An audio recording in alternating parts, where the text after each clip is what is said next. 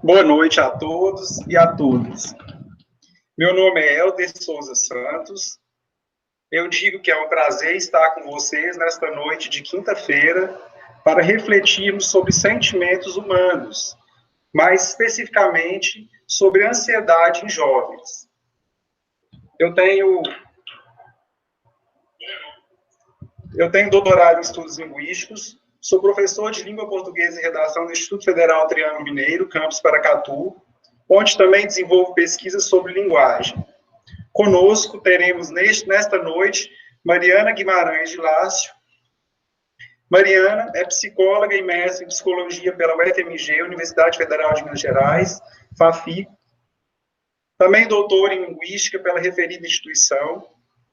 Atua como professora na pós-graduação em psicologia, com ênfase em terapia cognitivo-comportamental, do Espaço Integrar de BH, da PUC Minas e do CTC Veda de Brasília.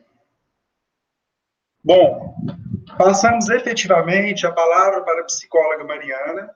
Desejo boa apresentação, aceitado o nosso convite, em fazer parte desse ciclo de trabalhos do Conexão IF, Espaço de Saberes e Cultura. Seja bem-vinda, Mariana. E pontuo mais um pouco, que lembro a todos que estarei daqui, organizando as perguntas que vocês podem estar formulando. Fiquem à vontade para tanto, basta enviá-las aí pelo chat da transmissão.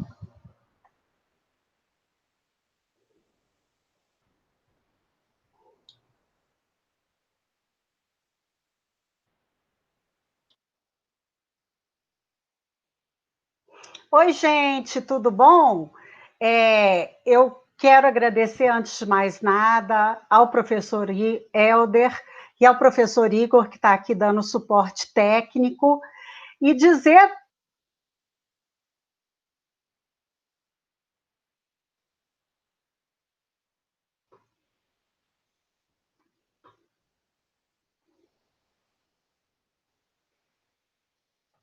Vocês estão me ouvindo bem? Está dando eco?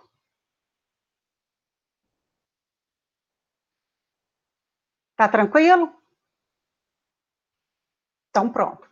Então, voltando, eu queria agradecer muito ao professor Helder e ao professor Igor pelo convite, porque eu me sinto muito honrada de falar sobre um tema tão importante para essa moçada, né? Nessa época de pandemia, em que a gente está todo mundo preso em casa e muito estressado. Então, eu queria falar um pouco sobre a ansiedade em si. Eu vou colocar um slide aqui para nós, para depois a gente colocar... Peraí.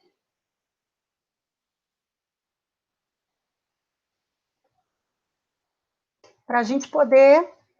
Ué, ele não está aparecendo aqui.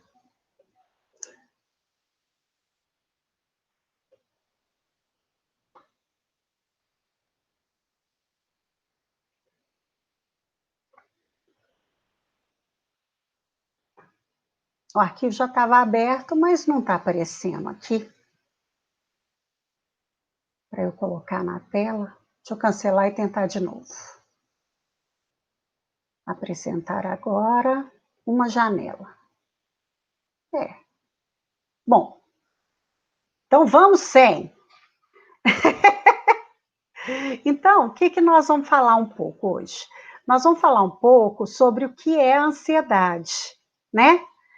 A ansiedade, ela tem algumas características, né? A ansiedade, ela é prima irmã do medo e ela tem uma classificação dentro da psicopatologia que são os transtornos de ansiedade. Então, a ansiedade em si, ela é normal, todo mundo sente, né? Ela é uma emoção, e a emoção, todas as emoções, elas têm uma função evolutiva. O que é isso? As emoções, elas foram selecionadas pela natureza para que a gente se adaptasse melhor, né? Quando a gente fala de função evolutiva, a gente está falando de uma capacidade de adaptação. Então, qual é a função evolutiva da ansiedade? Vamos pensar no cara lá no ambiente ancestral, todo tranquilão. Como é que era o ambiente ancestral? Normalmente era uma savana africana, a pessoa estava andando, tinha uma grama dessa altura, batendo pela cintura, uma árvore aqui, outra árvore ali. E aí, se ele tivesse muito tranquilo, o que podia acontecer com ele? Ele podia pisar num bicho, cair num buraco, ser pego por um predador, né? Uma série de coisas que poderia acontecer com ele. Então, como é que esse cara tranquilão ia sobreviver nesse ambiente? Ele não ia. Então, os caras ansiosos, aqueles que ficavam hipervigilantes, eles acabavam entrando na onda da sobrevivência.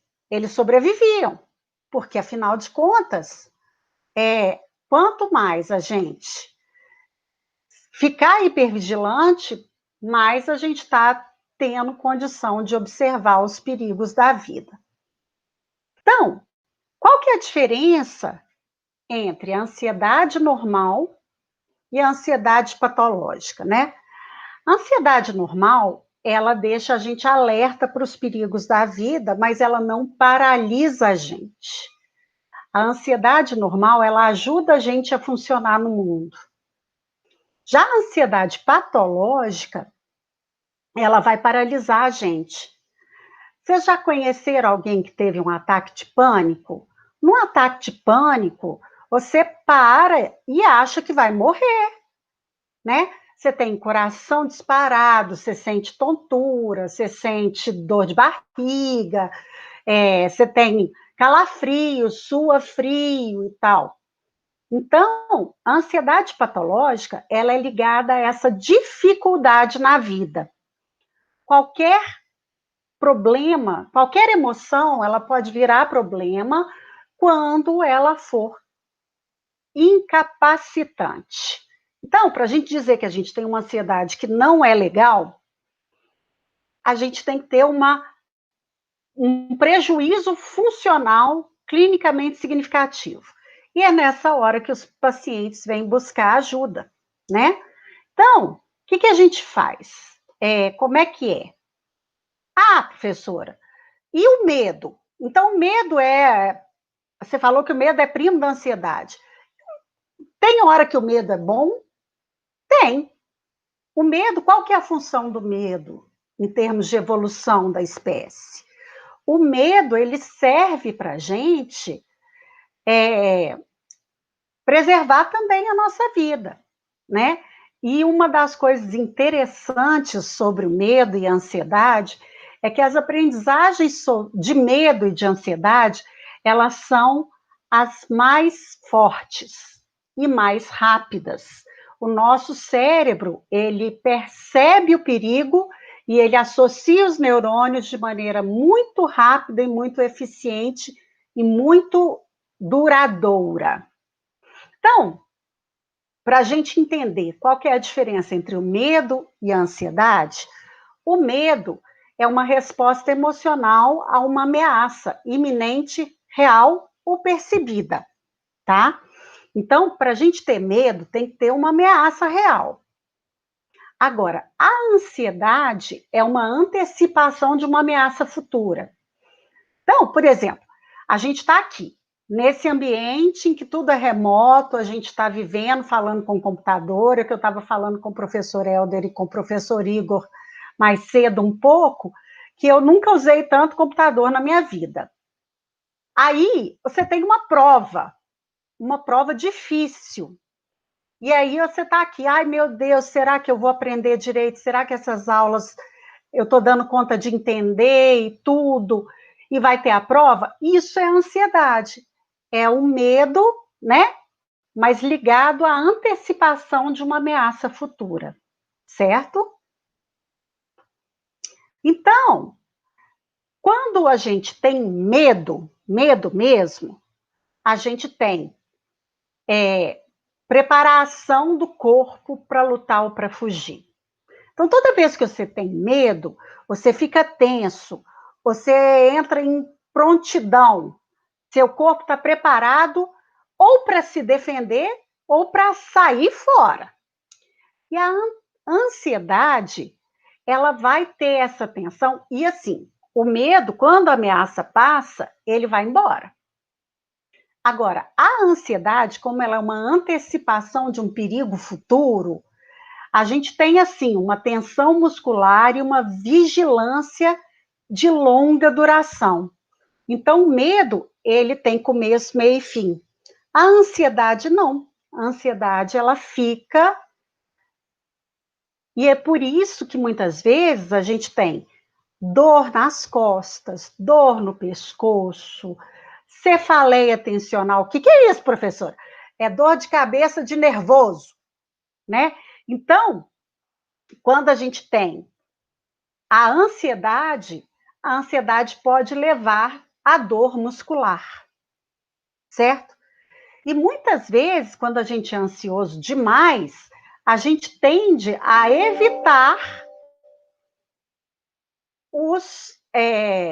aquilo que dá medo na gente, aquilo que a gente está prevendo que vai ser ruim. E ao evitar, a gente mantém o nosso... Então, a evitação do estímulo, né, que provavelmente vai ser desprazeroso, ela é uma forma da gente perpetuar a ansiedade, certo? Então, muitas vezes, medo e ansiedade que adaptam.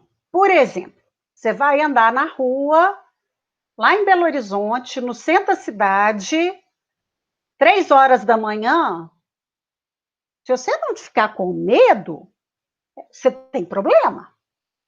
Agora, você vai andar na rua, lá em Belo Horizonte, no centro da cidade, 3 horas da tarde, você vai ficar ansioso, porque você pode ser roubado, você pode ter sua bolsa furtada, mas não é um medo tão grande quanto de 3 horas da manhã. Você tem que ficar vigilante.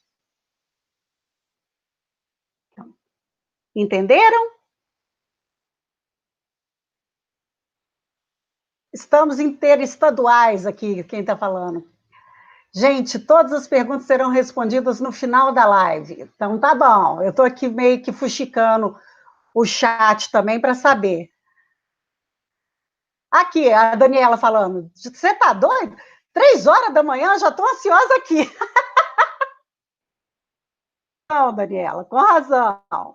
Então, a gente vai... Quando a gente está falando de uma ansiedade que pode ser patológica, é aquela ansiedade ou aquele medo que perduram além dos períodos apropriados. Então, quando você está o tempo todo ansioso, o tempo todo preocupado, o tempo todo tenso, aí você está com um problema. O que está dando mais medo na gente, gente? É o coronavírus. Outro dia, eu dei um piti na Drogasil, por quê? Eu fui comprar um remédio, aí eu comprei o remédio pelo aplicativo para não precisar ficar lá, esperar pegar, pagar lá dentro e tal. Cheguei lá, recebi o e-mail, né, pelo aplicativo, seu pedido está pronto para ser retirado. Cheguei lá, gente, o homem não achou meu pedido. Aí mandou eu sentar naqueles banquinhos que tem lá na Drogasil. Aí eu sentei. Aí foi passando tempo, a farmácia foi enchendo, e eu comecei a ficar num desespero, que eu levantei, rodei a baiana, virei pro moço e falei assim, que coisa! Só que eu não falei que coisa, eu falei um palavrão. Que coisa! adiantado para ficar mais fácil, para não ter que esperar, e vocês me deixam esperando. Olha quanta gente tem nessa farmácia. Dei mó piti. Aí eles rapidinho acharam o meu remédio, meu pedido. E aí? Eu tive ansiedade patológica ou não? Vamos pensar. Eu acredito que eu não tive uma ansiedade patológica. A ansiedade veio porque eu comecei a ficar muito tempo dentro da farmácia, muito tempo esperando. A farmácia foi enchendo aquele povo de máscara no queixo e eu queria ir embora dali. Por quê? Porque eu sou asmática. E se eu tenho tendência a inflamar, se eu pegar o coronavírus aqui em Paracatu, eu morro, né? Então, aí quando eu saí da farmácia, imediatamente me veio aquele alívio. E aí, no que eu fiquei aliviada, a ansiedade passou. Então, está dando muito medo na gente, né? E assim, a gente está privado de uma série de coisas muito, para nós, muito importantes, né? Se a gente for pensar no ser humano, o ser humano é a mais social de todas as espécies sociais. O que isso quer dizer? Que ser humano fica feliz em bando. Então, quando vocês vão para a escola e ficam lá o dia inteiro, né? Vocês estão lá, vocês estão convivendo com os colegas, vocês estão conversando, vocês estão indo jantar juntos, almoçar juntos, tomar café, aí um fala uma coisa engraçada, todo mundo morre de rir, e assim por diante. O que acontece agora? A gente está preso em casa. Então, a gente está privado dessa coisa da interação social, que é fundamental para a nossa saúde mental. Ainda com essa ameaça do coronavírus. É numa situação pior, se a gente for pensar em termos de ação das nossas autoridades, né? Um fala uma coisa, outro fala outra, um saúda a cloroquina e manda andar sem máscara, aí a OMS fala que a cloroquina não funciona e tem que andar de máscara. Os lojistas cada hora falam uma coisa, agora são as crianças que são as maiores transmissoras, porque elas têm uma carga viral nas vias superiores maior. E aí o povo fala assim, vamos reabrir as escolas, e as crianças moram com adultos, às vezes com idosos. Ui! Como não ficar ansioso? Como não antecipar uma ameaça futura, sendo que a ameaça está aí, da porta da rua para fora? Né? Eu como trabalho com saúde, e é um trabalho que atualmente está sendo muito demandado, eu não posso deixar de atender. E eu fico com muito medo de chegar uma pessoa e me infectar, né? Então, nós estamos num momento absolutamente propício a termos crises de ansiedade. E o que acontece também? A gente está preso em casa, ainda está tendo uma convivência forçada com família. Família é muito bom, gente. É ótimo. Mas é muito bom a gente ter um prazo também longe da família. Então, família é bom quando a gente pode sair e voltar. E muitas vezes as famílias têm problemas, têm conflitos, têm discussões. Às vezes você está querendo assistir uma aula online e o irmãozinho mais novo está fazendo bagunça, a mãe passa, o pai chama. Então, o ambiente doméstico não é um ambiente ideal para aprendizagem, né? E muitas vezes esses conflitos familiares, eles vêm se acirrando também durante a pandemia. Os índices de violência contra a mulher aumentaram, os índices de pedidos de divórcio também aumentaram. Então, além da gente ter que lidar com a ameaça externa do vírus, a gente tem que lidar com a ameaça interna dos conflitos familiares. Então, e da falta de espaço, muitas vezes, né? Às vezes você não tem encanto, às vezes você mora numa casa pequena, às vezes você mora num apartamento, e aí fica muito complicado. E a ansiedade, ela já é o maior transtorno no nosso país. O maior transtorno mental é o transtorno de ansiedade.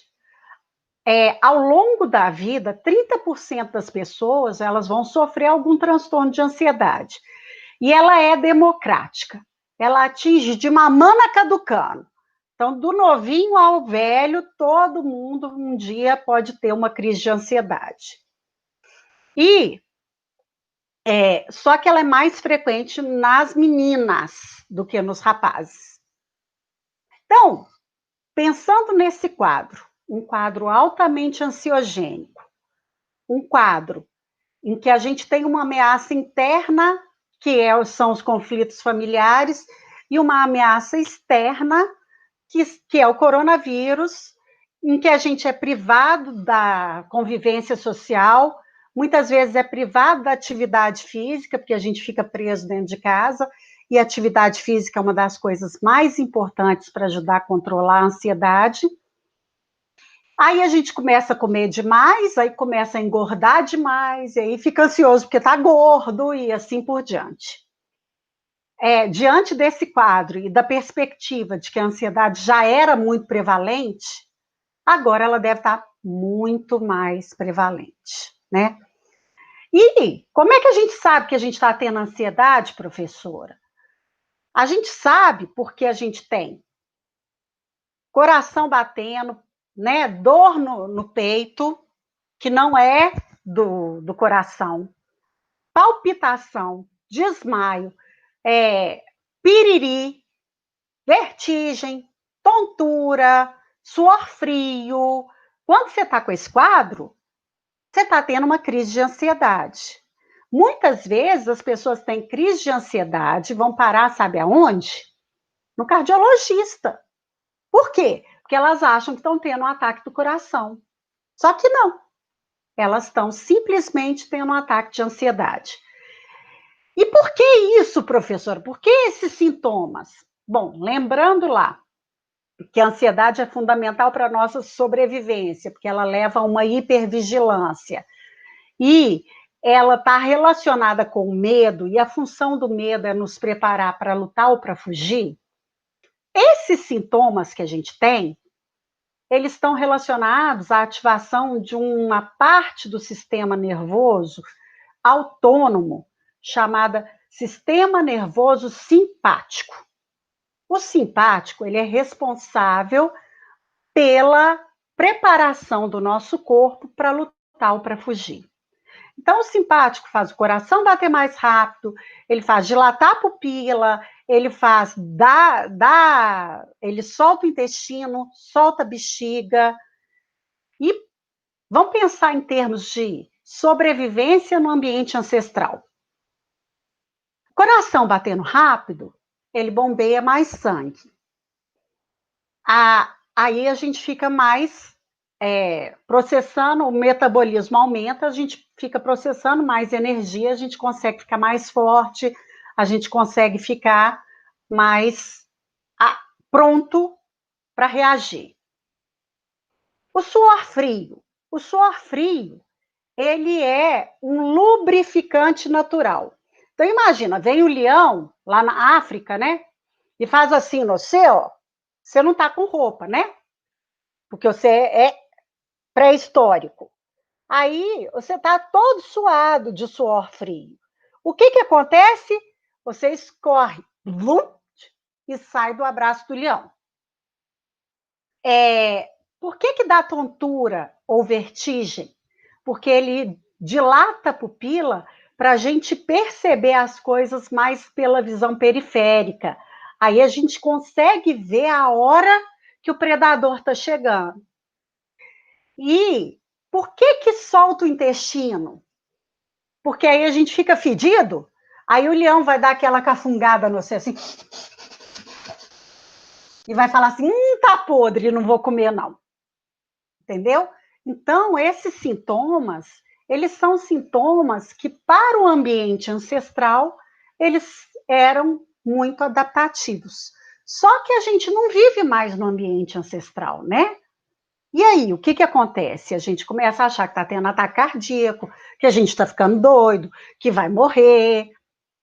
Só que não. E como que a gente consegue controlar esses sintomas gerados pelo sistema simpático? A gente tem dois sistemas relacionados com o sistema nervoso autônomo. O simpático, que é o relacionado à luta e à fuga, né, o que prepara para a reação, que é o que está ativado na hora da ansiedade, e o parasimpático. O parasimpático é o sistema de conservação de energia do corpo. Para conservar a energia, o que, que a gente tem que fazer? A gente relaxa, né? E quando o simpático está ativado, ele inibe o parasimpático. Quando o parasimpático está ativado, ele inibe o simpático. Então, eu brinco com os meus alunos da psicologia que o simpático é o antipático e o parasimpático é que é o bacana. Então, como que a gente faz para ativar o parasimpático e inibir o simpático? Tem uma técnica muito simples, que é a técnica da respiração diafragmática.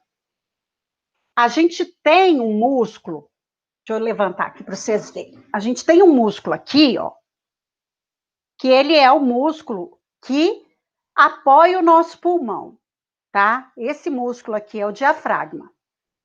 E aí, quando a gente faz a respiração diafragmática, a gente leva esse músculo para baixo e aumenta a capacidade de absorção de oxigênio do nosso pulmão. E a gente, na hora de expirar, a gente leva esse músculo para cima. Então, a gente respira profundamente, inchando a barriga. E expira bem devagarzinho.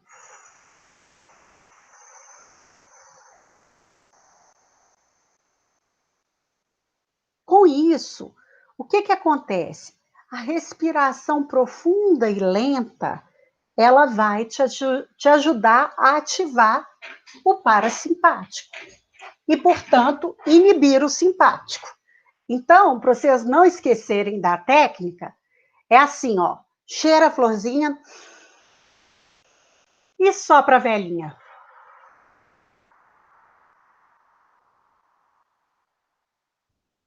E quanto mais você conseguir expirar lentamente, melhor é.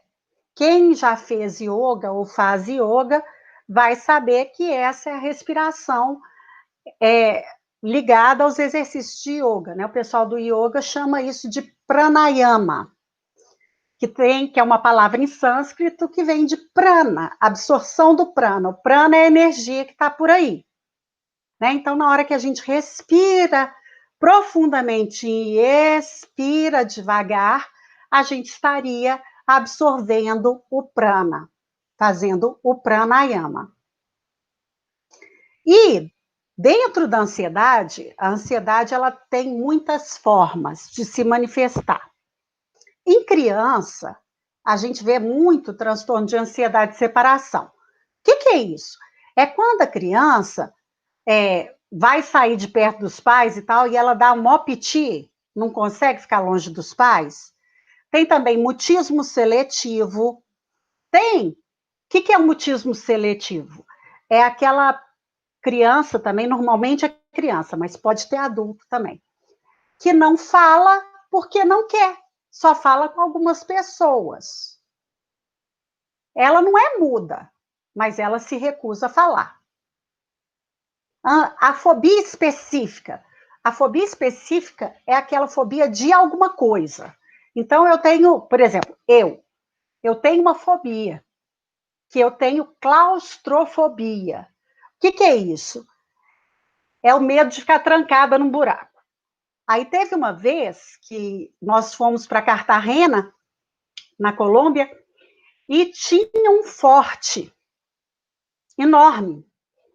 Fomos visitar o forte. Chegando lá, o forte tinha uma série de túneis subterrâneos, porque era para poder os soldados escaparem sem serem vistos. Não quando a gente resolve enfiar nesses túneis. Aí tá, aí vai descendo, sabe? Vai descendo, vai descendo, vai descendo.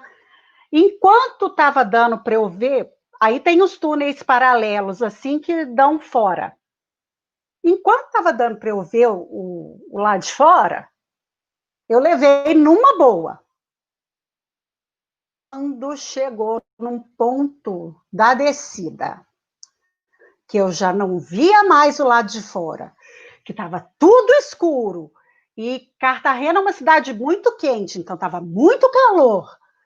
Menino, me deu uma aflição, que eu virei para Ronaldo e falei, Ronaldo, nós temos que sair daqui, que senão eu vou passar mal. Aí, nós saímos, e eu fiquei bem um tempão, assim, meio prejudicada. Outro tipo comum de ansiedade que faz mal é a ansiedade social. É aquela que você tem medo de conviver com as pessoas, de conversar com as pessoas. Você acha que as pessoas vão te julgar, que você não é bom o suficiente e tal. Então, isso é um tipo de ansiedade e que é muito comum nos jovens. Os jovens sempre estão preocupados, né? O que o outro vai pensar de mim? Será que meu cabelo está legal? Será que eu estou gorda? Será que meu corpo está legal? Então, esse tipo de preocupação com o julgamento alheio, ela pode levar a uma ansiedade social. O outro muito comum é o transtorno de pânico, né? Que é aquela crise de ansiedade forte que gera um medo de ter uma nova crise. Então, transtorno de pânico é o medo de ter o medo. Um nome bonito que chama agorafobia, que é a fobia de lugares abertos, grandes, com muita gente. Esse normalmente ele vem junto com o transtorno de pânico. E tem um de ansiedade generalizada. É aquele da pessoa que fica o tempo todo pensando assim, e se? E se? E o e se é sempre uma catástrofe. Então, aquele pensamento catastrófico relacionado ao transtorno da ansiedade generalizada. E, se você tem um, você não pode ter outro? Não, gente. Infelizmente, é comum a gente ter um, dois, até três juntos. E o que leva muito a esse transtorno de ansiedade? Principalmente a ansiedade social. Há o uso exagerado de álcool e outras drogas. Por quê, gente? Porque o álcool, ele é um depressor do sistema nervoso central, só que ele age da testa para atrás da cabeça e de cima para baixo. E essa parte aqui do nosso cérebro, né, essa parte aqui, ó, que é o lobo frontal, ela é o freio do cérebro. É aquilo que impede a gente de fazer as coisas, fazer bobagem. Então, imagina, se você desliga o lobo frontal primeiro, e é assim que acontece, né? Porque começa daqui para cá e de cima para baixo. Eu estou falando como se vocês pudessem ver minhas costas. Então, deixa eu fazer aqui.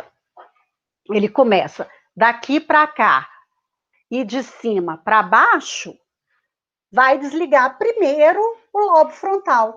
Ao desligar o lobo frontal, o que acontece? Perde-se o medo, perde-se a inibição. Por isso que, apesar do álcool ser um depressor do sistema nervoso central, ele te deixa alegrinho no primeiro momento, né? E as outras drogas, elas também vão atuar nesses circuitos, principalmente nos circuitos de dopamina. Então, você vai ficar mais motivado, você vai ficar mais satisfeito. A dopamina é um neurotransmissor relacionado à motivação. Então, quem é muito ansioso, quem tem muito medo das coisas, acaba voltando para o álcool ou para as drogas como automedicação. Só que não é um recurso bom, não. Por quê? Porque álcool e droga, eles geram tolerância e dependência. O que é tolerância? Por exemplo, quando você está começando a beber, você toma uma lata de cerveja, você fica beleza. Aí, à medida que você vai ficando curtido no álcool, você tem que beber mais para ter o mesmo efeito. Isso é a tolerância. E a dependência é que os nossos centros de prazer do cérebro, eles se modificam por causa do uso da substância psicoativa, seja álcool, seja droga. E aí, para eles funcionarem normalmente, você precisa entrar com a substância psicoativa. Daí, o vício. Então, no longo prazo, se for álcool, no curto prazo, se for droga, você vai ter problemas maiores do que sua ansiedade.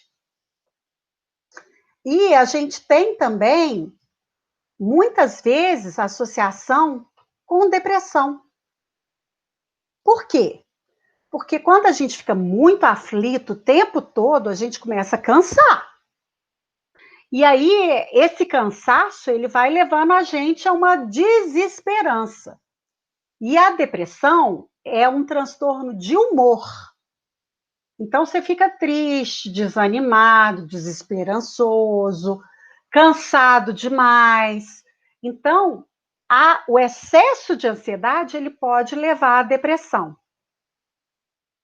E a gente tem uma questão que é muito interessante, que são as influências genéticas e as influências temperamentais, né? Filho de ansioso, normalmente ansiosinho tá? Por quê? Porque a ansiedade, ela tem um forte traço genético. Mas só a genética, então, Mariana, explica? Não. Todo modelo de patologia mental, ele tem uma característica que a gente chama diátese e estresse. A diátese é toda a parte biológica e o estresse é a parte ambiental. Então, quando elas se potencializam, então você já tem uma genética para ansiedade e você cresce num ambiente estressante, a tendência é desenvolver mais ansiedade. E o temperamento, Mariana, onde é que entra aí? O temperamento é um estilo de lidar com as coisas que a gente nasce com ele. Então, uma criança que já é mais tímida, mais medrosa, ela nasce assim. Essa pessoa, ela tem uma vulnerabilidade para desenvolver o transtorno de ansiedade, certinho? Tá dando para acompanhar, gente? Deixa eu ir lá no YouTube para ver aqui no chat.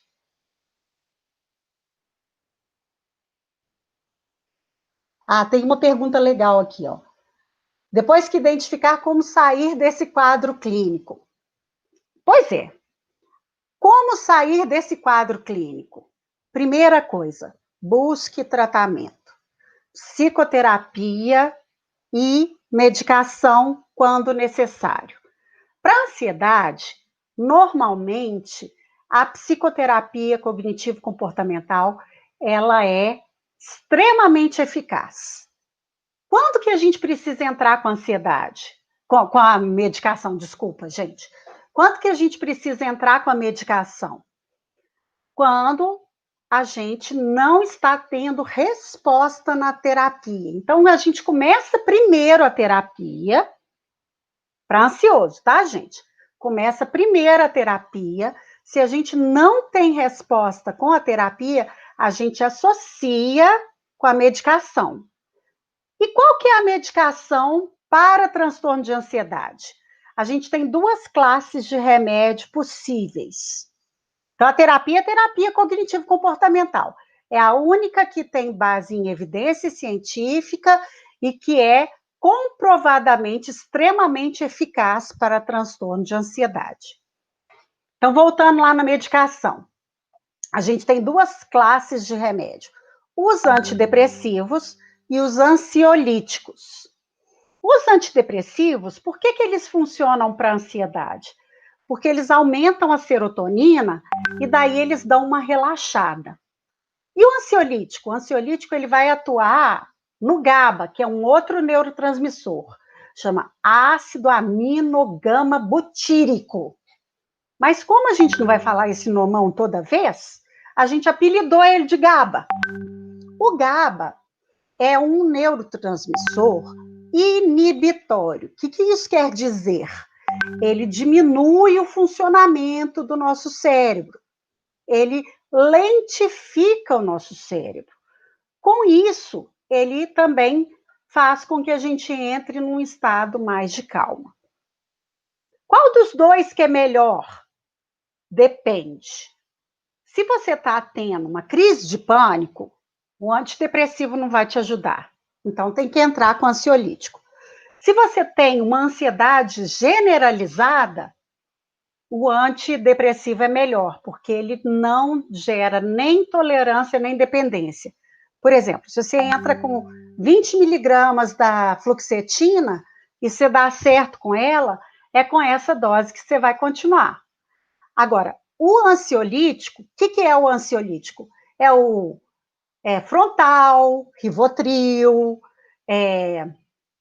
Dormonide, Somalium, todos esses são ansiolíticos. Se você entrar com um ansiolítico em uso contínuo, ele vai fazer o mesmo efeito que a droga. Ele gera tolerância e dependência. Então, o ansiolítico ele é bom apagador de incêndio. E o antidepressivo é que ele é o que vai ajudar no uso contínuo, tá? Então, eu brinco com os meus pacientes que o Rivotril, o melhor lugar para ele morar é dentro da bolsa. E de lá não sai. Dentro da bolsa, ele vai ser uma muletinha. Ah, se eu tiver qualquer coisa, ele está aqui. Mas é muito melhor você não usar, sabe? Então, gente, agora está dando a hora da gente entrar com as perguntas, né? São 7h45.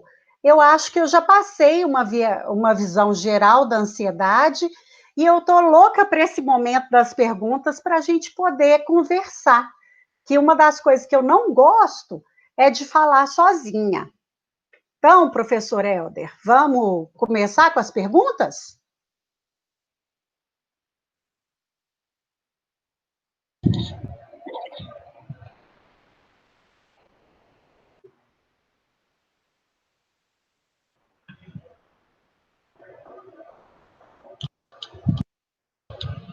Mariana. Oi! Podemos passar para as perguntas? É que teve um corte aqui. Podemos? É que eu estava falando com o pessoal, não gosto de falar sozinha, não. Ah, sim. Bom, Mariana, eu, assim, surpreso aqui com toda a sua fala. Na verdade, ela vai tocando a gente, colocando a gente diante de bastantes reflexões no que diz respeito à natureza humana, principalmente no trato com o medo, né? Uhum. Todos nós estamos sempre em situação de tentar correr desse medo, resolver esse problema com medo. E o que mais me encantou durante a sua fala foi que essa interação que houve com os participantes, principalmente com todo mundo querendo a cura, sabe? Eu achei muito legal isso, né? Todo mundo aí buscando uma palavra sua de conforto e assim, agrupando as perguntas, eu tentei fazer elas conversarem um pouco, e aí eu vou te apresentar essa direção da seguinte forma. Como os participantes estão tentando falar no que diz respeito às suas necessidades, eu achei interessante porque eles falam de lugares muito diferentes. Tem perguntas de jovens, tem perguntas de pais representando as crianças. tem perguntas de pessoas mais velhas, enfim, eu tentei agrupar assim. Então, para a gente direcionar, eles falam desses lugares, tá? Do lugar de criança, do lugar de jovem e do lugar de adulto. Então, vamos tentar agrupar isso para respondê-los, para que cada um termine a live aí curado, né? Ou direcionado a nossa situação. Só que não! Sim, nós temos coisas muito bacanas. Eu vou começar primeiro da gradação do menor para o maior. A Lidiane, ela pergunta aí, no que diz respeito às crianças, ela fala assim, como cuidar das crianças? Eu creio que ela deve estar numa condição aí de mãe e observando esse acontecimento da ansiedade já nos filhos. Então, vamos falar das crianças primeiro. Bom, criança presa dentro de casa, ela vai ficar, antes de mais nada, entediada, né? Então, a gente tem que dar atividade para as crianças. E muitas atividades lúdicas. Então, a mãe tem que ter, a mãe, o pai, a avó, o cuidador, né? Eles têm que ter disponibilidade para brincar. A criança, ela precisa brincar. Então, a gente tem que dar atividade para essas crianças. Então, ler uma história, assistir um filme, mas não assistir passivamente, mostrando as coisas, né? Enriquecendo ali o filme com a conversa. Olha lá, olha o que aconteceu. Como que será que ele vai resolver esse problema? Vamos pensar? Porque aí a gente começa a estimular essa criança a pensar em coisas diferentes, né? Música. Música também é uma ótima ferramenta. Bota a criança para brincar, estimula ela a cantar junto, brinca de, sei lá, morto-vivo, que dá para brincar em casa, chutar a bola do quintal, se puder, né? Então, é isso. Eu acho que as crianças, a gente tem que estimulá-las e brincar com elas o máximo possível. Obrigado, Mariana. Eu também achei interessante aqui a colocação, vamos graduar um pouco mais, passar da criança para o adolescente, porque eles falam de lugares bem diferentes e que diz respeito às situações que eles estão vivendo. Certo. Eu achei interessante aqui, que eu fui agrupando a fala acho que Lala, Vitória, trata uma situação bem dela mesmo, assim. Eu acho que isso faz parte até das nossas histórias aí de vida, todo mundo enfrenta isso. Ela diz assim, ó, eu sou ansiosa desde os 10 anos, eu fico repetindo atitudes, eu fico contando de 1 a 10 quando eu escovo os dentes, eu, por exemplo, me insiro aqui, às vezes, quando eu estou em algum lugar, eu estou dizendo eu aqui nessa categoria de jovem também, mas eu estou em algum lugar, eu fico contando os azulejos da parede para que aquilo ali acabe muito rápido, eu saia dali, quer dizer, todo mundo desenvolve algum tipo de ação nessa direção. Uhum. E aí ela pergunta assim, ó, a senhora acredita que há uma forma de driblar isso? A pergunta dela vem diluída em outras. Como driblar esse tipo de ação que surge na gente e acompanha a gente ao longo de uma vida toda? Eu estou dizendo até de mim aqui inserido, que eu tenho hábitos parecidos. Bom, esse tipo de ritual de contagem, esse tipo de ritual de contar para escovar dente, demorar muito tempo, tomar banho ritualizado, esse aí já cheira para a gente, na psicopatologia, outro tipo de transtorno, que é o transtorno obsessivo-compulsivo. O transtorno obsessivo-compulsivo, até o DSM-4, o DSM é um manual diagnóstico, né, da Associação Psiquiátrica Americana.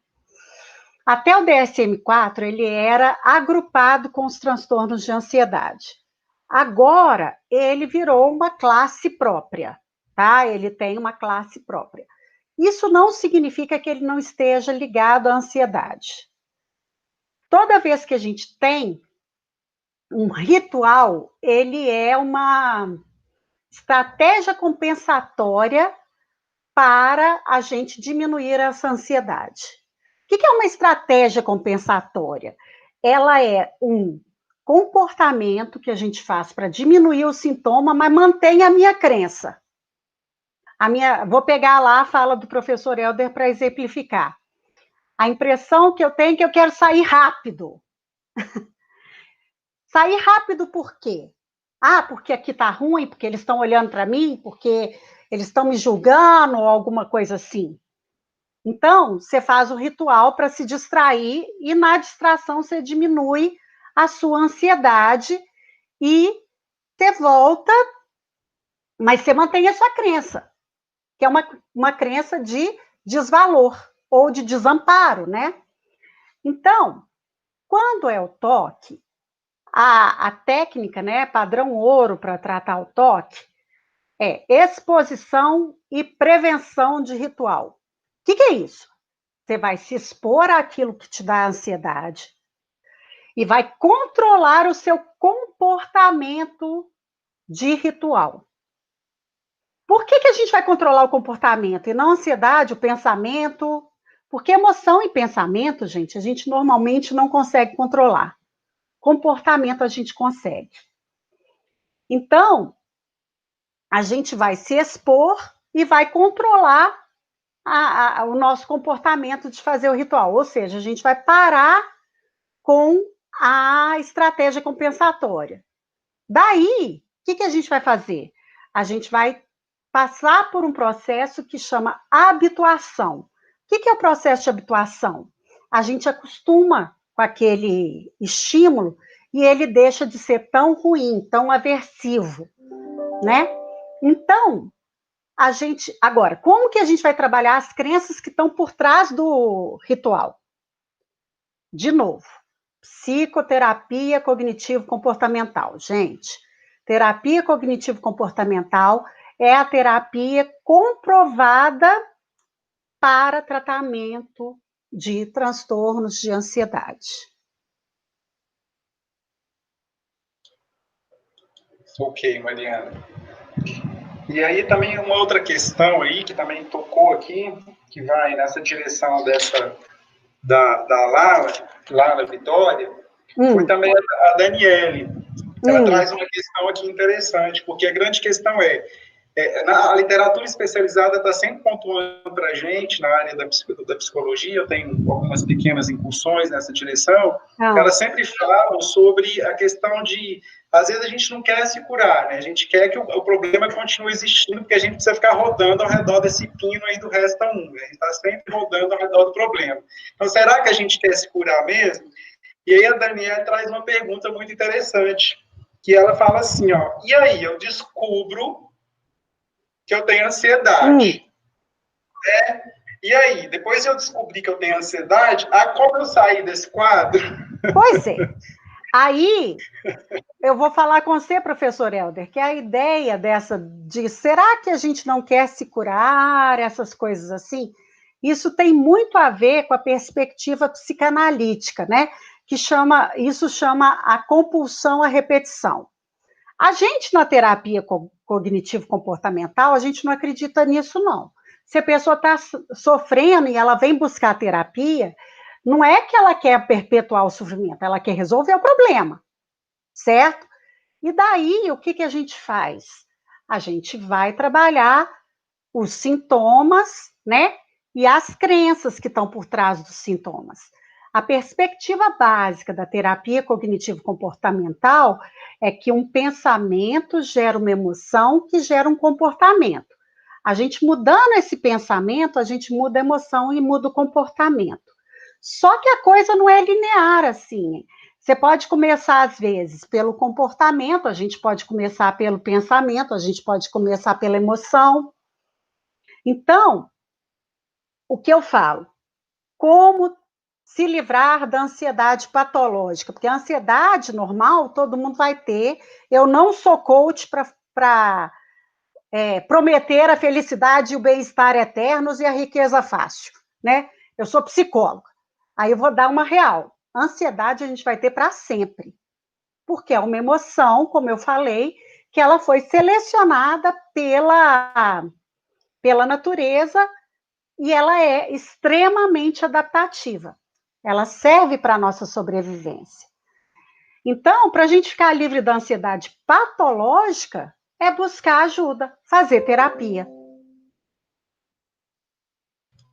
Ótimo, Mariana.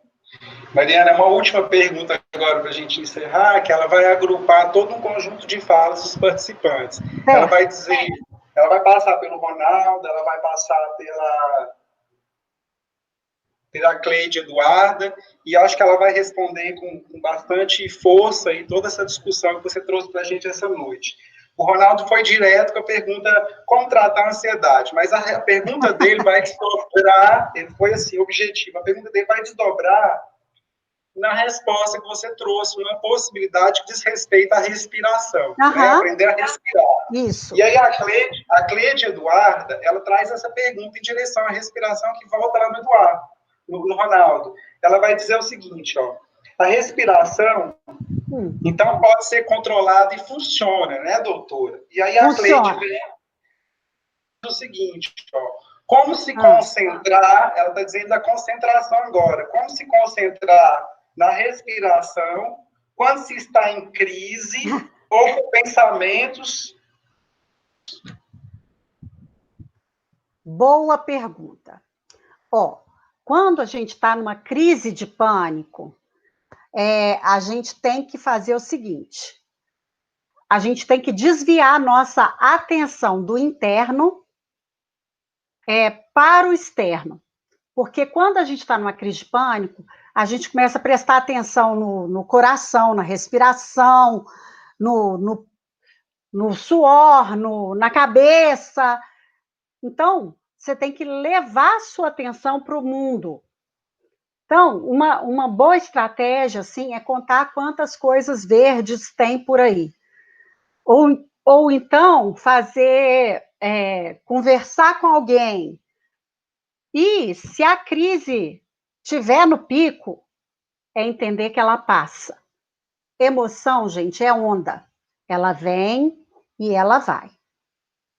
Ela pode ser marolinha, ela pode ser uma onda maior, ela pode ser um ondão e ela pode ser um tsunami. A crise de ansiedade, a crise de pânico, ela é um tsunami. O que você tem que parar para pensar? Aceita a emoção, deixa ela vir, respira, você não vai morrer, você não está tendo ataque cardíaco, que ela passa. A crise de pânico, ela não dura mais do que 20 minutos. Então, ela vai passar naturalmente. Então, vai ser um tsunami, mas lembrando que emoção é onda, ela vem e ela vai. Mesmo o tsunami, ele vai embora. Certo?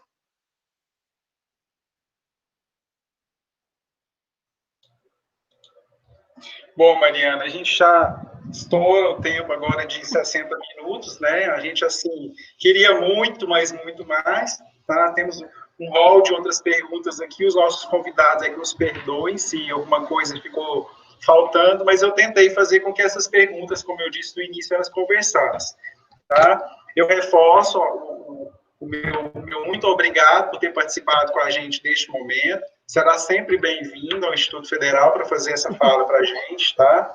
Pode convidar mais. Ok, eu estou sempre aqui acompanhando os colegas falando, está ótimo, a gente precisa devolver isso para você, né? Isso é uma devolução da voz das pessoas fazendo a leitura.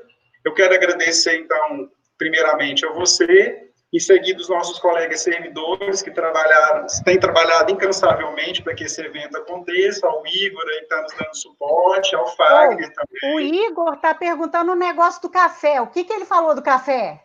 Sim, o Igor perguntou se o café... Vamos voltar, Mariana. Deixa o Igor para trás. O Igor Luciene também está falando do café. Sim, ele perguntou se o café estimula essa questão da ansiedade, porque existe esse senso que circula na sociedade. Tá? O que você tem a dizer pela resposta? Estimula sim.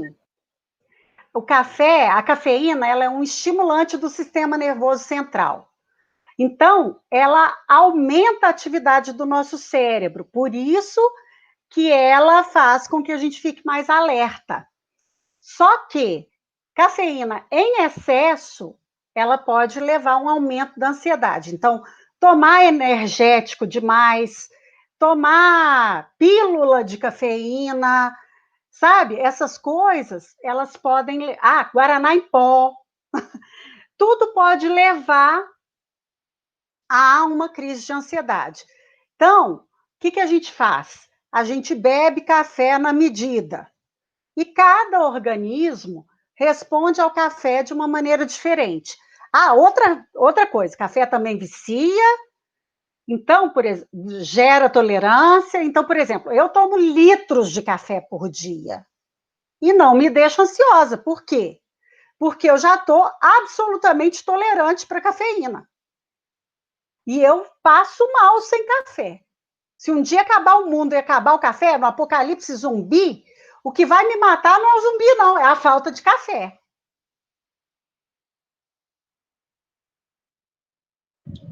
Ô, Igor, desculpe aí para deixar a sua pergunta, tá bom? Então, pessoal, mais uma vez, Mariana, obrigado.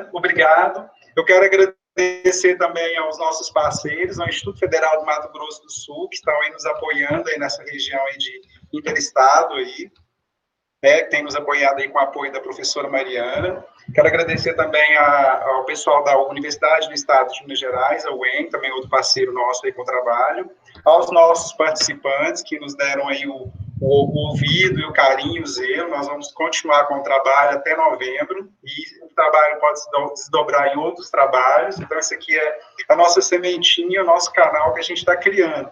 Quando o projeto surgiu, ele surgiu justamente para a gente pensar que a escola continuasse existindo. Daí a gente colocou um verbo aí, o sobreexistir, não na ideia de continuar só por existir, né? Não é sobrevivendo, né? Não seria um sobreviver por sobreviver, seria um sobreexistir, fazer com que esses sentidos da escola, esses sentidos nossos, continuassem existindo. Tá? Então, agradeço a todos com muito carinho, tá, Mariana? Enfim, a nossa live está encerrada. Uma boa noite. Boa noite a todos. E aí, se precisar de mim, me chama. Obrigado.